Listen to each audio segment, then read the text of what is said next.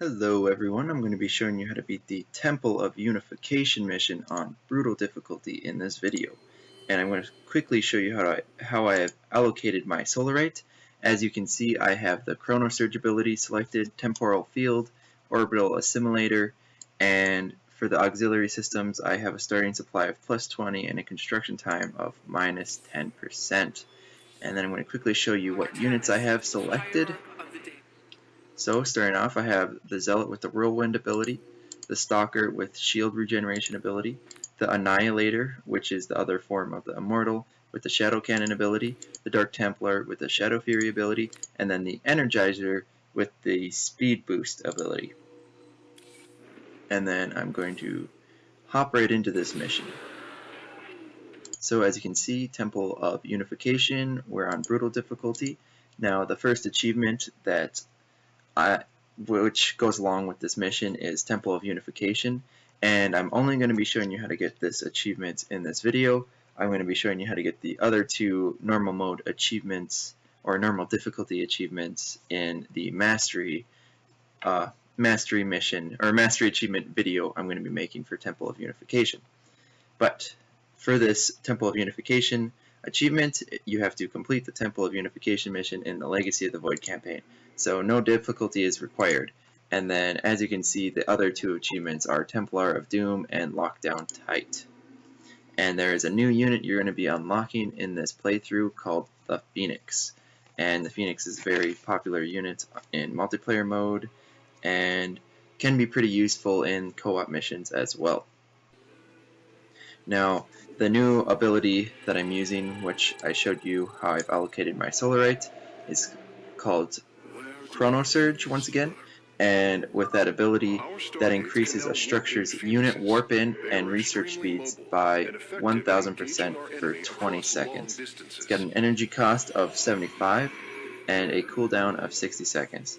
So that's pretty darn crazy, and I'm going to use that Chrono Surge ability on my Nexus in order to pump out a ton of probes all at once. And then once I've used that, then my supply line is going to be completely full. And I was just doing this as a test, and it ended up working out really well. Now, something I want to point out really quickly, I've got this probe coming down here. I'm going to collect this gas pickup that you can see on the screen, and then I've already told my probe to go place assimilators on those Vespene geysers. The reason that I'm doing that is because if you're using the abilities that I'm using, you are going to be able to farm gas before your Nexus is even created at that expansion. And it's going to be very beneficial to get that extra gas right away, since all of your Phoenixes require gas to be created. So, the Phoenix. The Phoenix has like I said, it's the new unit for this mission, and it has this ability called Graviton Beam. Many of you probably know about this ability from multiplayer mode, and this ability is a bit different in the campaign. In the campaign, there is a cooldown to reuse this ability. In multiplayer mode, you have to use energy. So, that makes it pretty darn nice. If you don't run out of energy, then you just have to wait the 30 seconds, which is the cooldown time, to use it again. And it also has a longer duration in campaign mode. So the Graviton Beam makes the target unit float in the air, disabling its abilities, and massive units are immune to this ability. Now, before I continue this, as you can see, I just used the Chrono Surge ability on my Nexus, and you can see how absolutely fast these probes are being pumped out. And as you can see, I've already maxed out my supply line, and I don't need to place any probes on my assimilators because they are automatically being harvested. So I have a completely full, what do you want to call it? Completely full mineral income and supply income. I'm being pretty efficient right now. I actually have too many probes on my supply line to be completely effective. I have to be a little bit careful here because I wasn't prepared for the enemy wave. And as you can see, I'm blinking around my Stalker, and not just to get away, but also to regenerate those shields. And I'm trying to wait till those Graviton Beams are recouped or cooled down for my Phoenixes, so I can pick up these Zealots again and try to kill them. I'm going to bring my Zealots and my Stalkers back over here. I keep on trying to warp in more Zealots just to finish off these last two Zealots, enemy Zealots that are in my base. So, as I was saying before, the Graviton Beam makes the target unit float in the air, disabling its abilities. Massive units are immune to this. And the special thing about this is the Graviton Beam autocasts in the campaign mode. So you don't even have to use the hotkey G, I believe it is, in multiplayer. You can just use their attack command, and when your phoenixes see an enemy unit, they'll automatically go and pick it up. You can also disable this ability by clicking on the ability in the phoenixes. Once you click on a phoenix, you can right click on the ability and then deactivate it from there.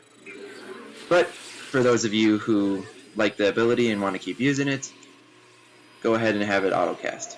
So the ability has a cooldown of 30 seconds, like I said before.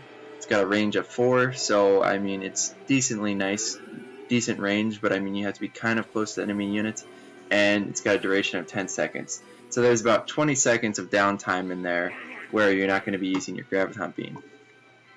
But the perk to this is if you have a ton of phoenixes, you're going to almost always be able to pick up the entire army, unless you've got Colossi or other big units like Hybrid. Hybrid don't like to get picked up by that Graviton Beam. But like you can see, I have the ability to pick up 4 of these units right now. And the really nice thing is Phoenixes, at least in campaign mode, I don't know if they've changed it for multiplayer mode, but in campaign mode, when you pick up these units with the Graviton Beam, you can, each of those Phoenix can attack those units. In multiplayer mode, or at least the way it used to be, I think they might have changed it now, but you used to have to just pick up the unit, and then that Phoenix that's picking up those units with the Graviton Beam, they would just be picking up those units, and that's all they would do. But with this, it's really nice because you can attack and pick up the units at the same time. So all of your Phoenix you can be getting the most use out of every single one of your Phoenixes. And like I was saying a little bit before, massing up these Phoenixes is completely awesome. If you get, a complete army of these, like a 200 supply army of Phoenixes, then you're just going to completely be able to obliterate everything that comes at you. All air units are going to fall, and all of the ground units, you're going to be able to pick them all up. And, I was saying you aren't going to be able to pick up Colossi, but the really nice thing is that Colossi can be killed by air units because they're so tall. And Phoenixes are air attacking units only, so that is why you can only kill Colossi for them being that tall. There's other air units like Void Rays that can attack the ground, but yeah, Phoenixes are just for the air. There are also some upgrades that you're going to want to get from your Cybernetics core, and those upgrades include Air Weapons Level 1, which upgrades the damage dealt by Protoss air units, and that costs 100 minerals and 100 gas, and it has a 160-second upgrade time. There's also Upgrade Air Armor Level 1, which upgrades armor of Protoss air units, and that costs 150 minerals and 150 gas, and there's a 160-second upgrade time. Now, there are also Upgrade Air Weapons Level 2 and Upgrade Air Armor Level 2. So both of those upgrades, they further upgrade the Air Weapons Level 1 and Air Armor Level 1. And then Air Weapons Level 2 costs 175 minerals, 175 gas, and it has a 190-second upgrade time. And Air Armor Level 2 costs 225 minerals, 225 gas, and has a 190-second upgrade time. And you will also need to build a Twilight Council before you can actually get these upgrades. You are required to have that building first. And I don't actually have... Oh, well, actually, maybe I do have that building upgraded now. I believe I have that building so that I am actually upgrading to level 2. I guess I don't see where I actually placed that building. Maybe I'm incorrect here. But as you can see, I'm getting both of those level 2 upgrades. And now I'm going to try and get this first Celestial Lock. And I'm trying to do a little bit of micro. not doing absolutely that great, but doing decently well. And I have 200 energy, so I should really be using my Temporal Field or my Chrono Surge ability to make better use of that. And like I said before, I'm not getting the other two base achievements for this campaign mission, and one of those there, I'm finally using my Temporal Field ability, but one of those base achievements is to get the bonus objective, so I'm not going to be showing you how to get the bonus objective in this playthrough. I will show you how to do that in my Mastery Achievement video. And I'm also not going to be showing you the other achievement, which is to capture a lock within 6 minutes of starting a game. And then once you have that lock captured, you're supposed to hold that lock for the entire rest of the mission while you're playing through. And I'm going to be doing that in my Mastery Achievement video. So hang tight and make sure to watch that video as well, and you'll see how to get the bonus objective and how to hold the lock, or get the lock within 6 minutes and then hold it for the rest of the time being. So now I've got a force attack in my base, but I also have 180 energy, which I should be using my temporal fields to actually stop this army. I kind of let this get a little bit out of hand here, but I have a ton of phoenixes. I'm going to kill these colossi and stalkers. I have almost 200 energy now, so what a mistake I made. Don't forget to use your guys' energy. That's pretty huge. I mean, if you have a surplus of energy, you're being kind of inefficient not using it, which is what I should have done. Now, I think I lied to you guys. You don't actually need the Twilight Council to upgrade to level 2. I believe in order to get level 2 upgrades for your cybernetics core, all that you need is just to have the level 1 upgrades. And then to get level 3 upgrades, which you aren't going to be able to get in this campaign mission, there is another building that you're going to have to get. But we don't need to worry about that building for this playthrough, since you cannot get that building in this campaign mission. So, once again, you don't have to get any extra building to get your level 2 upgrades from that cybernetics core for your air units. But your forge, that is the building that you need a Twilight Council for to get the level 2 upgrades. Once you have the Twilight Council, then your attack, armor, and shield upgrades will be available for you to upgrade. And as you can see, I'm just completely obliterating all of these units at these Celestial Locks. I'm trying to micro back a little bit, just to be careful, but really once you have so many phoenixes, you can just kind of move in here and take them all out at once. And honestly, I am trying to micro a little bit, but it's almost better for you to just kind of move all of your units straight at those Void Rays and other Terran units that are attacking you, just because, I mean, the Void Rays range is good enough that even if you micro away, once those Void Rays are locked on you, your Phoenixes aren't going to be able to stop taking damage. And it's just better to just kill those units as fast as you can, rather than try to get away from them, because you're not going to be really doing anything to help yourself at that point.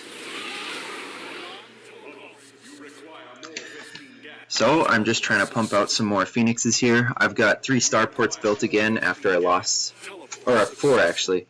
4 starports built again after I lost 3 of them. And then I've also got 5 warp gates, or 4 warp gates, and then 5 gateways total. 1 gateway, 4 warp gates. There we go. 4 warp gates and 1 gateway, because I have not transformed one of them yet. And now I'm coming back to the Celestial Lock, and I'm going to try to destroy these units again. Something else I point out pretty often, but I want to keep making sure to say, is that the shield upgrade from the Forge is actually, it's very helpful for all of your units. It's not just something that's going to benefit your ground units and your structures. The shield upgrade from the Forge upgrades your air unit shields, your ground unit shields, and pretty much everything. Everything that has shields, that upgrades everything that has shields. Structures, ground units, and air units. So make sure to get that. Very, very helpful to get that ability.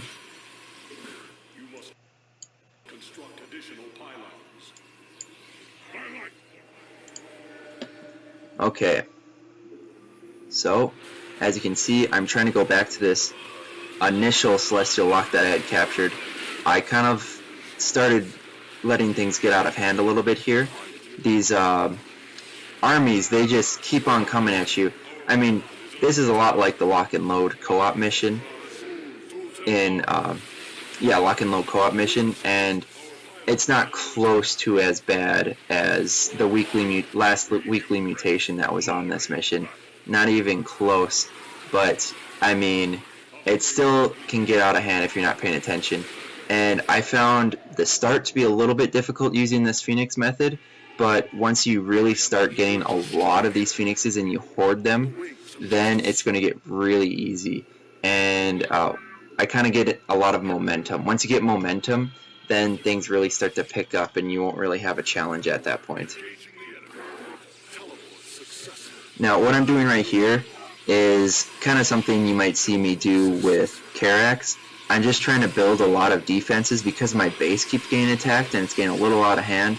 Every time I try to get one of these Celestial Locks, a wave of enemies comes to kill my base.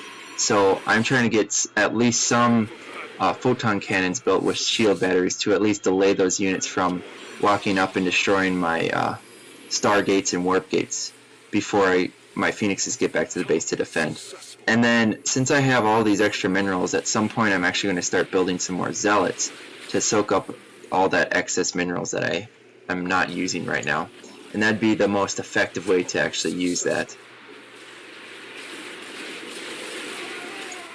So here I am going for the third Celestial Lock, and I'm finally playing a bit smarter here. Like I was saying before, it's best to just kind of, I mean, as much as some people will say it's a new move, it's just really beneficial to just use that attack command and just stick your units right in front of the enemy units. Unless they have splash damage for your air units, just let them all do as much damage as you can to kill those units as fast as you can. Now, if there are Void Rays, which there were at that base, there are Void Rays and carriers, and their range is pretty decent. Now, if there are, like Stalkers and other slow Terran moving units, then it can definitely be beneficial to micro. If there are Archons that have area damage, you're going to want to mark, like there was just at that Celestial Lock back there, you're going to want to micro away from those Archons and do damage to the other units. If there are Ravens, which have those heat-seeking missiles, or those missiles that can lock onto you, you're going to want to avoid those. So there's definitely the right time and the wrong time to micro your units, and you kind of have to judge it case by case for yourself.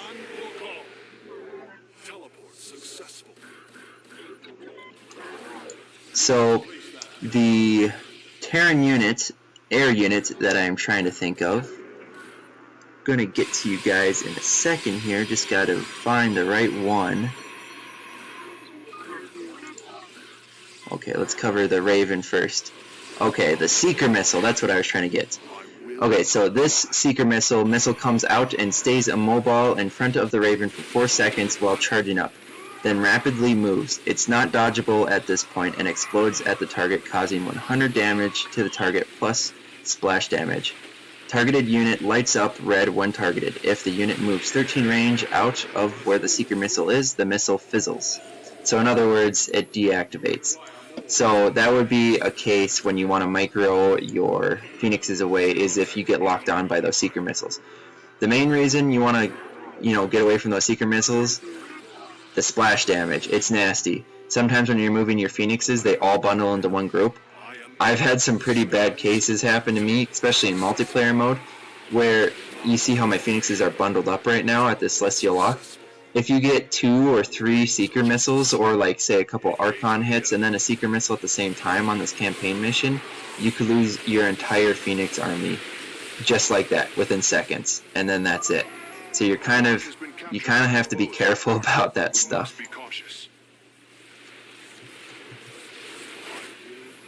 Now, I am trying to move a bit forward. I'm kind of bouncing around the map.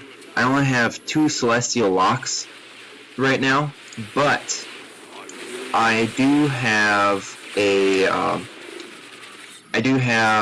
this massive army that I'm trying to clear up all of the units. So even though I do only have 2 celestial locks, I'm clearing everything around these celestial locks, so when I actually do go to capture them, then I'm going to be able to just go capture them all like really quickly, one after the other. And then if you do that, even though there's enemy waves coming to capture these celestial locks back, if you capture them really quickly, you shrink the chance that you can actually lose these celestial locks. And then I'm going to go clear out this last area around this 5th celestial lock, and then once I do that, then I should be good to go capture them all in a row. So I'm making sure to go back to my base and just defend from this oncoming wave. This is something that you don't want to get out of hand. Even though I was about to go clear out the base defenses at that 5th celestial lock, I find it not to be worth it to sacrifice the chance that your base could be destroyed. So always go back and defend if you don't have enough units at home to defend your base. You don't want to lose what can produce your units, because if you lose your units, then your chances of actually winning the mission are low. And you can see that I have quite a few more zealots actually in my army now. I do still have a ton of extra minerals, but now, for example, these archons that I'm going to attack, I'm actually going to be able to finish off with these zealots. And I'm moving my zealots up the ramp first, because I remember that the archons are there and I don't want to lose my zealots. Or I don't want to lose my phoenixes to some splash damage from these archons.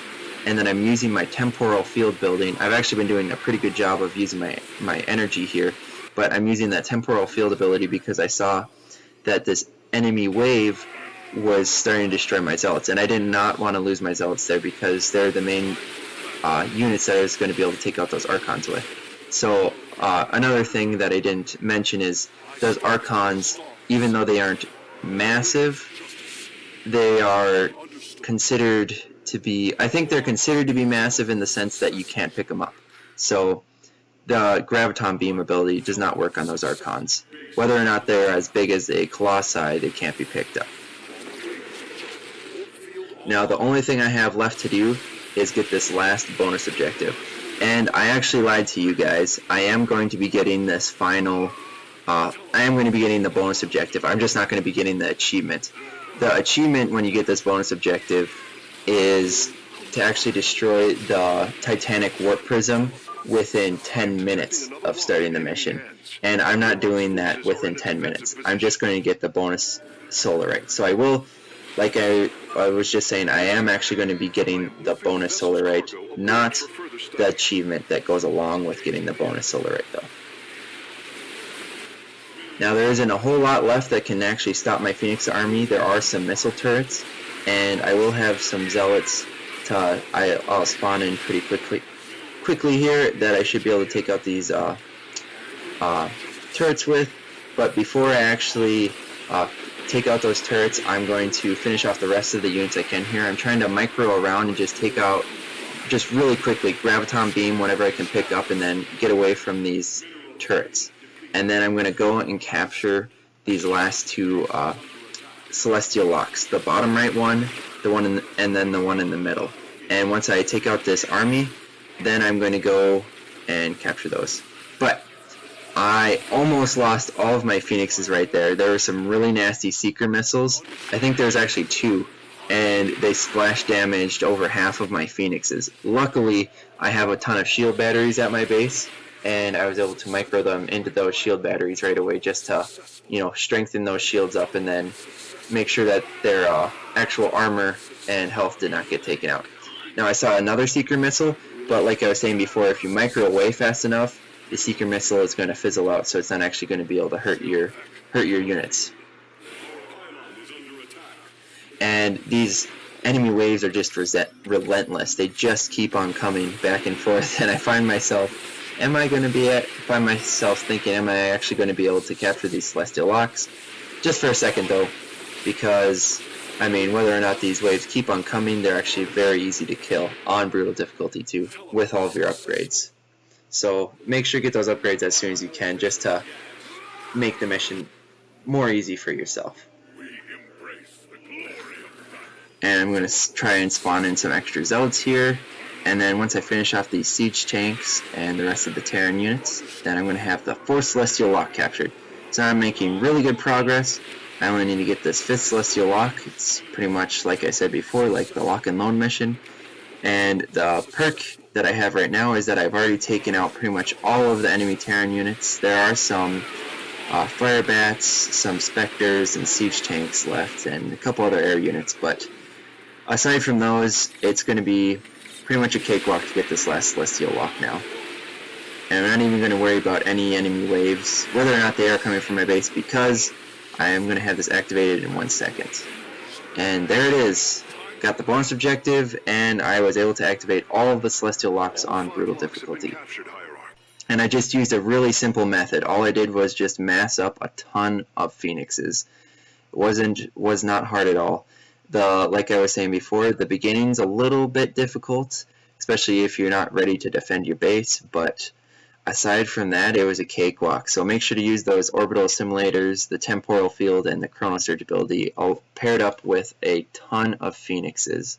And then, like I was saying before, I'm going to be showing you how to get the 2 other upgrades, or not upgrades, the 2 other achievements for this mission, which is Templar of Doom and Lockdown Tight with that Mastery Achievement video. So I will be posting a weekly mutation video for my next video on the channel, and then after that I'll probably post the Mastery Achievement video for Temple of Unification. So thank you for watching, guys. Leave a like if you liked the video and the commentary, and I will see you guys in the next video.